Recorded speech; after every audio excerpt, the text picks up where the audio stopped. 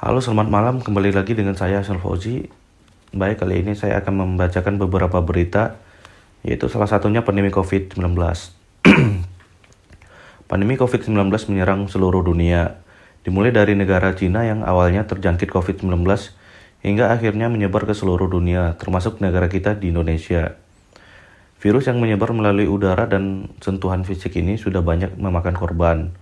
Selain merenggut jutaan nyawa, pandemi ini juga menyerang perekonomian dunia. Bahkan beberapa negara mengalami fase-fase resesi, baik negara besar seperti China, Amerika Serikat, Jepang, Rusia, dan lain-lain.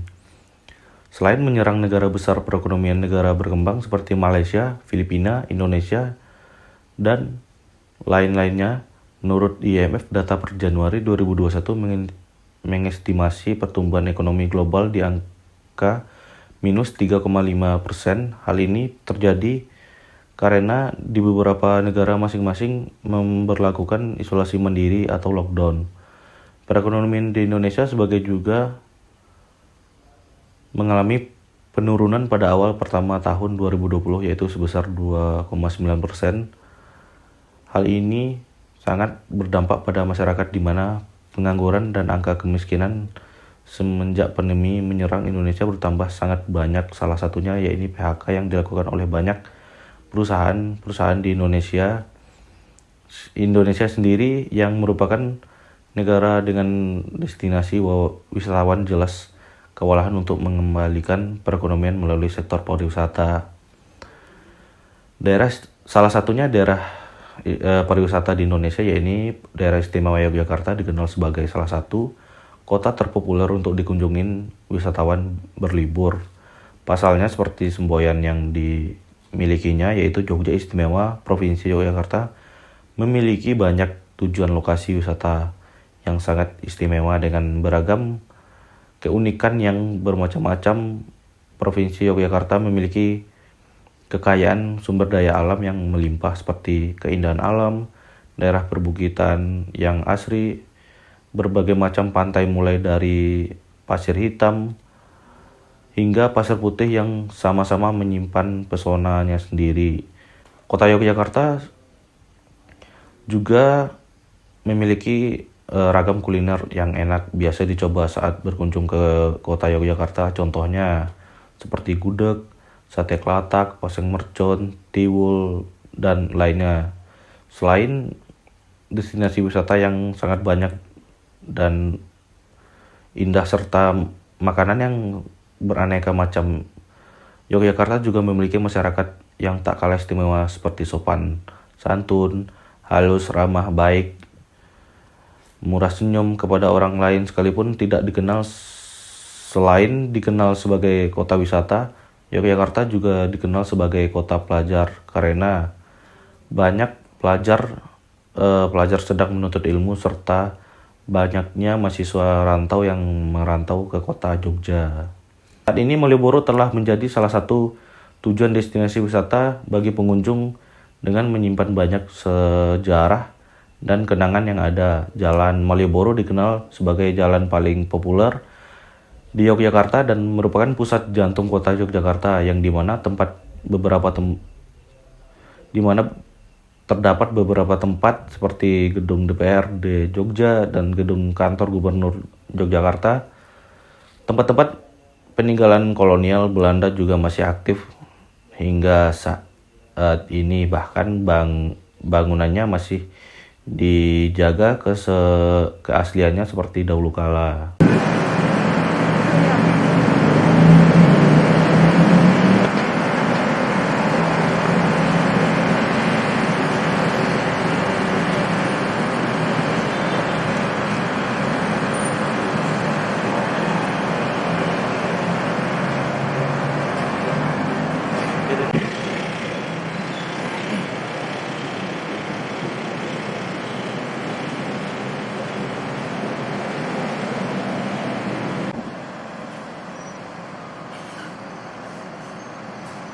Bapak siapa? Pak Suyut. Bapak sudah berapa lama kerja di sekitaran wisatawan Malioboro ini, Pak? Ya sekitar berapa ya? Ada 10 tahun. Biasa dalam sehari Bapak mengangkut berapa penumpang? Nggak pasti mas. Kalau hari-hari gini ya 1 kali, 2 kali, 3 kali paling mentok.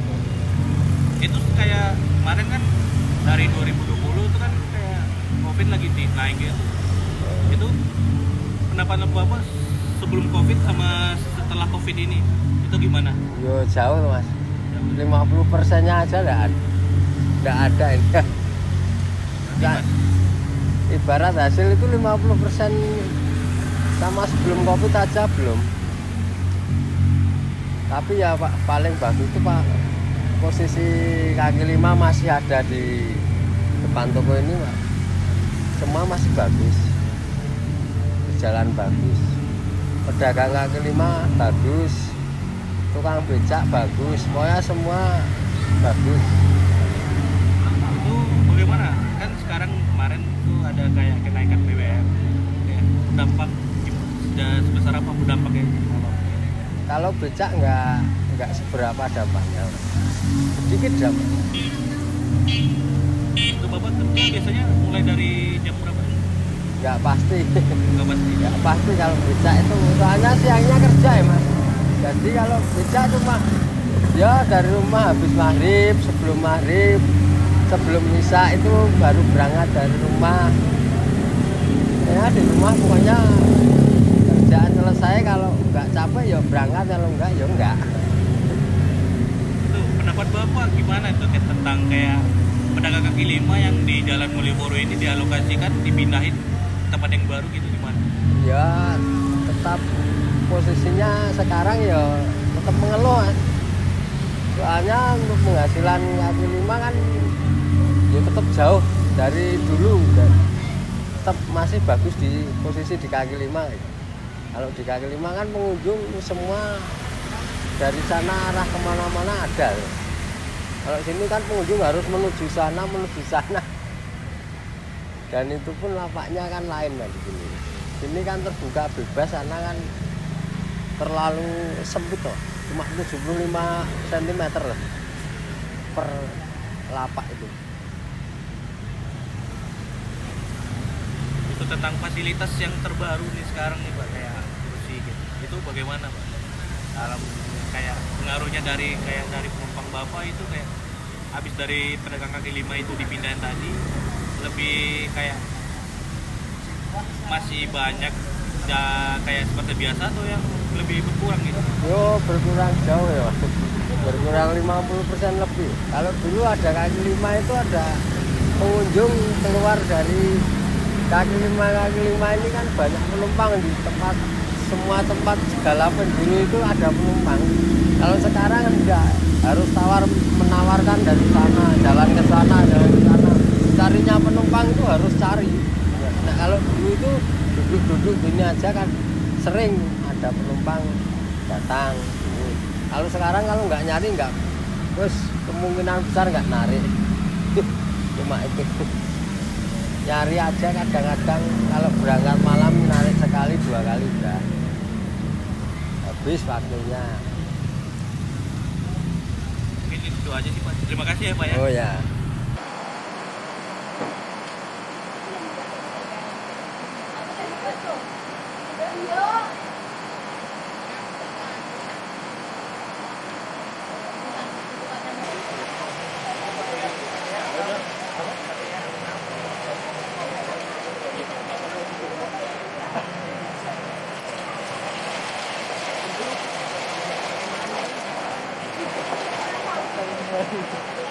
Biarin aja dikit.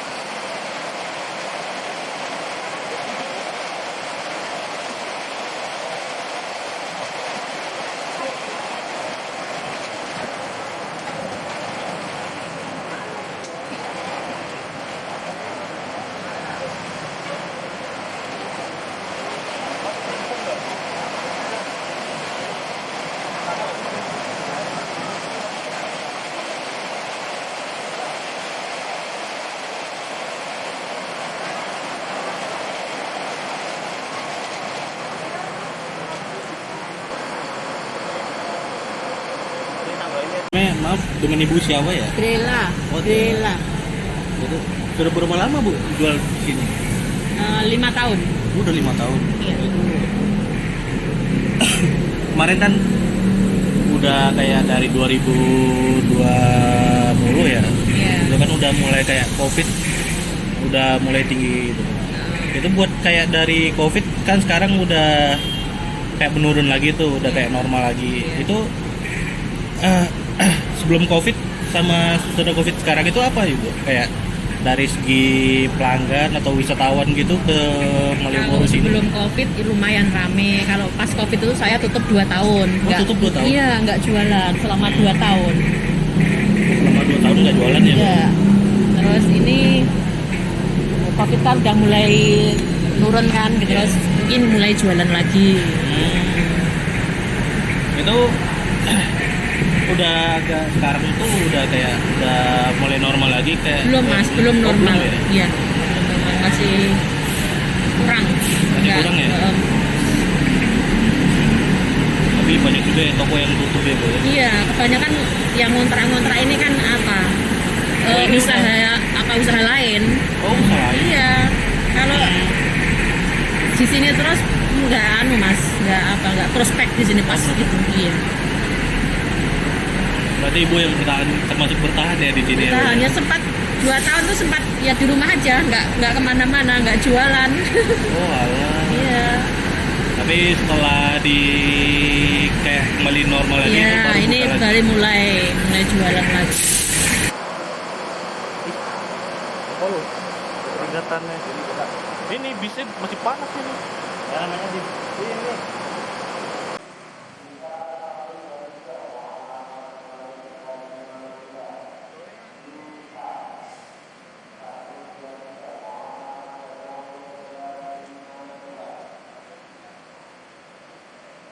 Masih banyak loh mau keluar.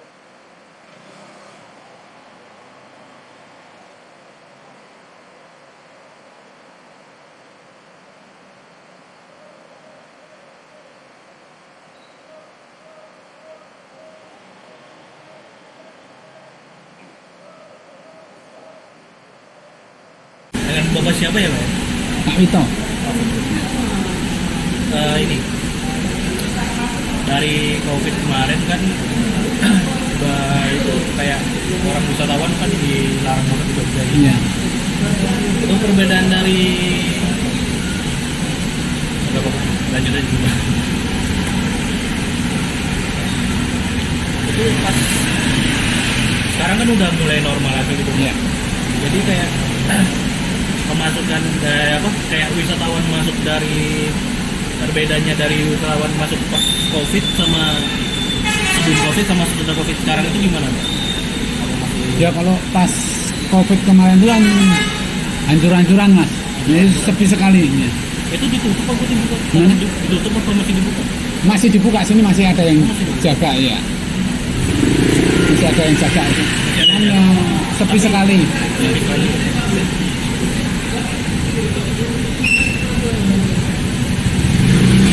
Saya pun kemarin 3 bulan nggak kesini. Oh 3 bulan. Ya pas COVID. Di sini tuh bukanya dari jam berapa aja Pak? Kalau normal ada petugasnya jam 9. Ya. Jam sini pagi. Jam 9 pagi Sampai tutup. sampai tutup jam 12. Oh jam 12. Ya. Tapi kalau ada yang motor masih kita tetap jaga sampai jam 2. Kalau jam 2 nggak datang, motor kita masukkan ke gudang. Kayak weekend gitu Pak? Weekend sama Mas. Sama ya? Nanti ada petugasnya yang jaga juga. Kalau weekend kan mungkin sisanya banyak ya, itu ditunggu sampai. Oh ditunggu sampai habis ya?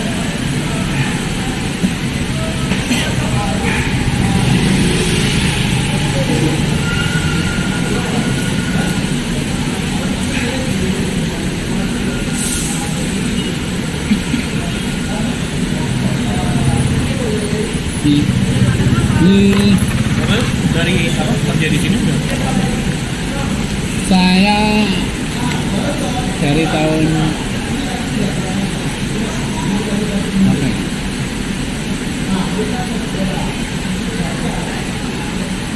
2000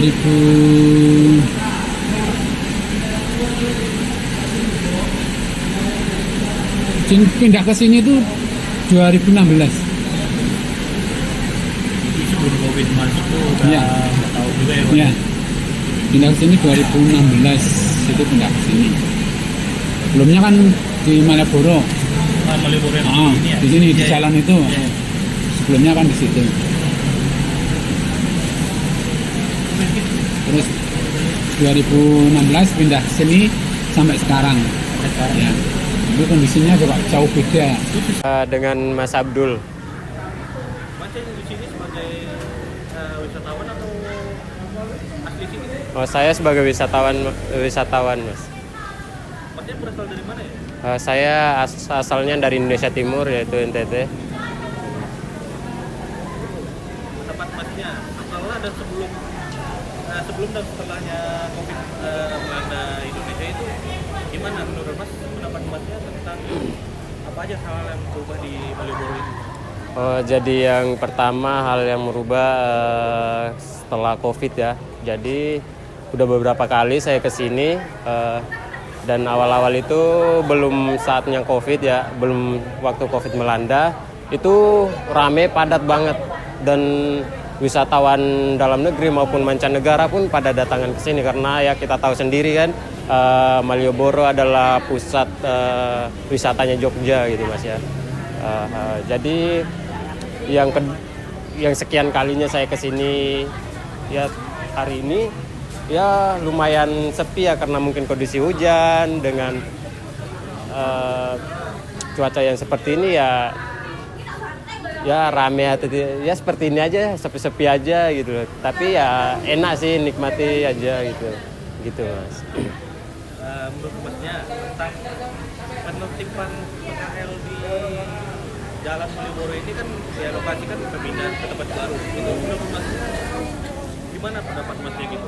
Oh, kalau soal itu menurut saya plus minus ya Mas ya, karena itu mungkin aturan dari pemerintah untuk menertibkan daerah-daerah sekitar Malioboro agar kendaraan tetap lalang seperti mana biasanya dan tanpa ada kemacetan di kota sini gitu.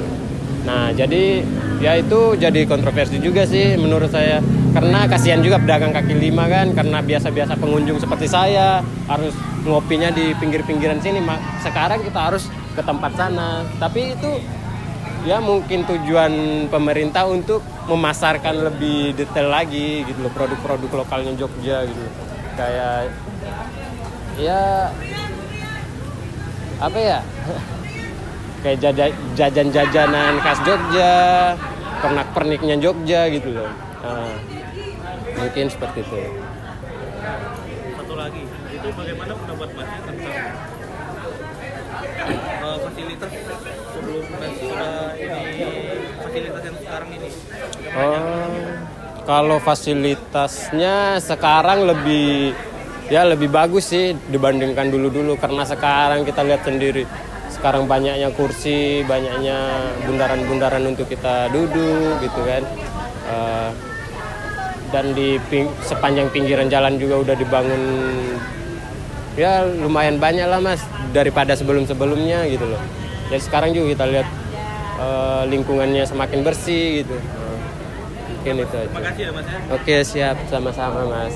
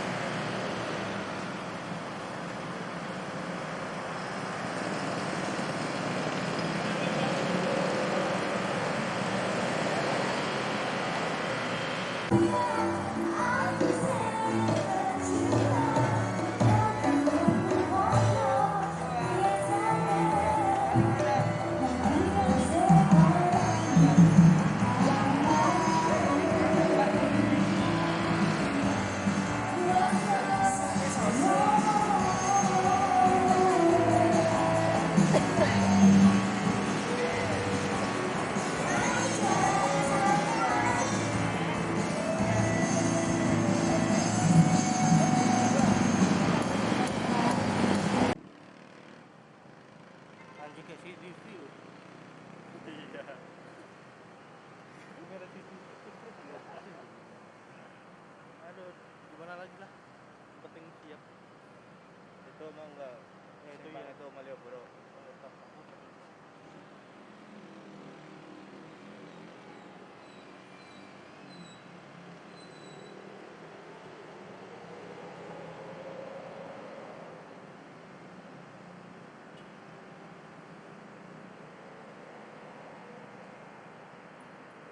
Ini tutupnya tadi. Di mana? Gak apa-apa, masukin satu aja. Oh, biar orang-orang gitu kan. Baik, beralih ke berita selanjutnya yaitu tentang jamu ginggang yang ada di Jogja, salah satu tempat jamu yang sering dikunjungi oleh wisatawan. Minuman jamu merupakan sebuah ramuan herbal yang digunakan sebagai obat tradisional. Pada zaman dahulu untuk kesehatan tubuh, jamu sudah ada sejak zaman kerajaan Hindu-Buddha, bahkan hingga saat ini jamu masih tetap dilestarikan sebagai minuman herbal yang menyehatkan tubuh. Jamu berasal dari Pulau Jawa yang dahulu merupakan minuman herbal untuk keluarga kerajaan Hindu-Buddha, namun pada saat ini minuman jamu bisa dinikmati oleh semua kalangan, khususnya orang dewasa. Atau minuman jamu ini juga sudah tersebar ke seluruh daerah di Indonesia, tidak hanya di daerah Jawa saja. Jamu yang paling terkenal di Indonesia adalah jamu gendong yang digendong oleh ibu-ibu sambil berkeliling menjajakan dagangannya. Harga jamu pun berbanderol murah saja, sekitar Rp4.000 per gelasnya. Jarang dijual, atau contohnya seperti daerah Yogyakarta sendiri yang menjual jamu ginggang di sebuah kios tidak berpindah-pindah. Salah satu jamu yang menjual jamunya di tempat kios yaitu jamu ginggang. Jamu ginggang sendiri saat ini telah berdiri sejak tahun 1930 oleh Wibowo yang merupakan seorang abdi dalam di Pakualaman, Kota Yogyakarta. Saat ini pemilik jamu ginggang adalah Bapak Rudi Supriyadi yang merupakan penerus pada generasi ke-5. Warung jamu ginggang yang legendaris sejak tahun 1930-an ini masih selalu ramai dikunjungi oleh pembeli yang ingin menikmati jamu. Jamu ginggang sendiri bisa terjual sekitar 200 hingga 300 gelas per harinya. Namun, jamu ginggang ini dinilai memiliki rasa enak dan beda dari yang lain, yang membuat masyarakat tertarik untuk mencobanya kembali membeli jamu di warung ginggang.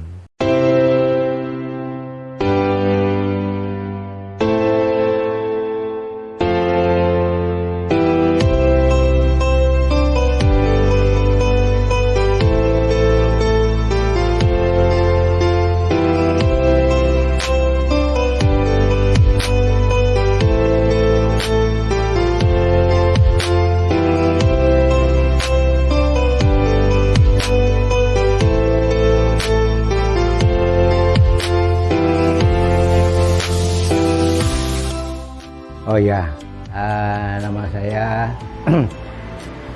Pak Rudi Supriyadi. Saya adalah generasi yang ke-5 untuk jamu ginggang ini. Kemudian saya ditugasi untuk mengelola dengan saudara saya di jamu ginggang ini. Jamu ginggang ini berawal dari yang buyut saya adalah seorang tabib di Pulau Pakualaman, yang mana pada tahun 1925 itu beliau sebagai tabib ahli pembikin jamu kalangan keraton. Nah, waktu itu dia ditugasi untuk membuat jamu khusus di keraton saja. Tapi setelah itu eranya turun-temurun. Pada tahun 1930 itu sudah boleh untuk menjual di umum. Nah, cuma yang tahun 30 itu sudah beranjak ke generasi yang ketiga. Nah, dari ketiga kemudian diteruskan ke 4, ke 5 sampai sekarang.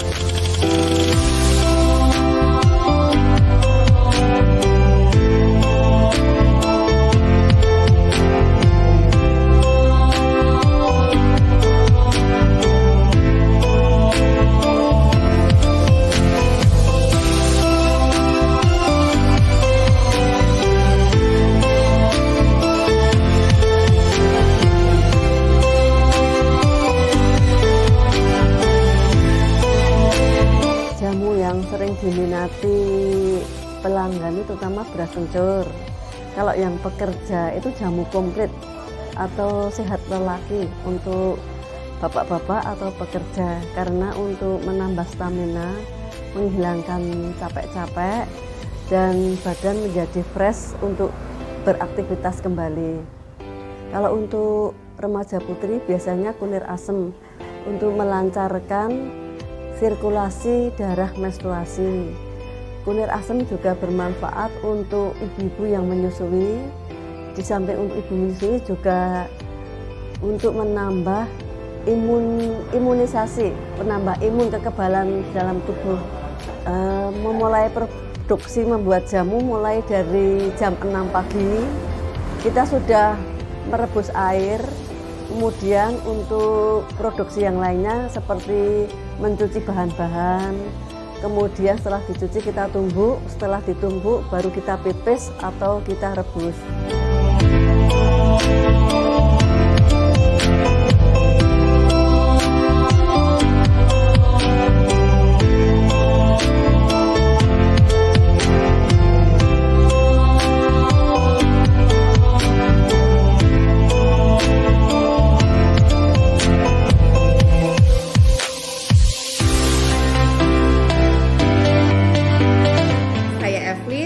Pegiat komunitas Jangkah Nusantara. Nah, jamu ini seperti kita ketahui merupakan salah satu warisan nenek moyang di Nusantara. Ya, sejarah tentang jamu dapat kita temui dalam relief atau panel-panel candi, baik itu di Candi Borobudur maupun di Candi Prambanan. Sejarah atau teks tentang jamu juga terekam dalam catatan tertulis seperti di lontar maupun manuskrip kuno. Nah, hampir setiap daerah di Nusantara itu memiliki tradisi atau cara pengobatannya tersendiri.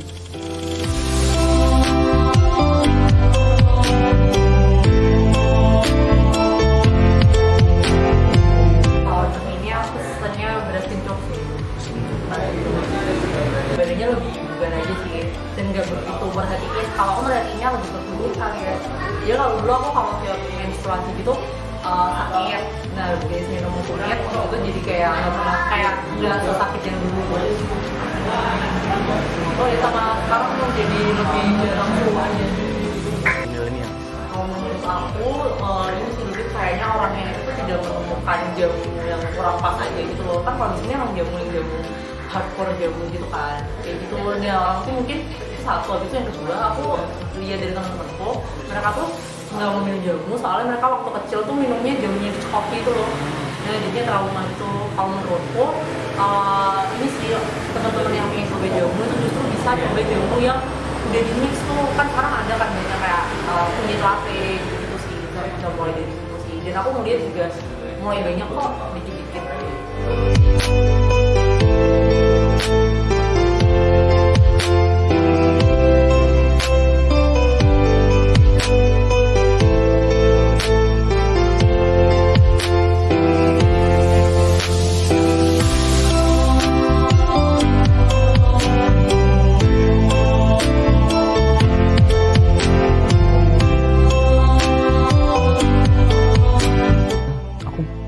Selalu go to option tuh emang udah kencur sih. Aku nggak terlalu suka yang pahit. Paling kalau lagi pengen yang lain ke kunir asem. Aku lebih seringnya kayaknya buat anget-anget aja sih. Jadi emang lagi pengen yang sesuatu yang melegakan. Nah paling mungkin yang kalau lagi agak nggak enak tenggorokan aku campur sama apa, kalau di sini kan kayak anggur gitu kan. Jadi kayak yang mint itu ada buat agak melegakan tenggorokan tapi juga tetap masih ada manisnya kan dari beras kencur. Sekian sedikit cerita dari saya tentang teks jamu dalam naskah-naskah kuno Nusantara. Semoga informasinya bermanfaat buat teman-teman dan juga memancing teman-teman untuk ikut membaca, menggali naskah-naskah kuno, baik itu yang berisi tentang jamu maupun informasi dan juga ilmu pengetahuan lain. Semoga sehat selalu.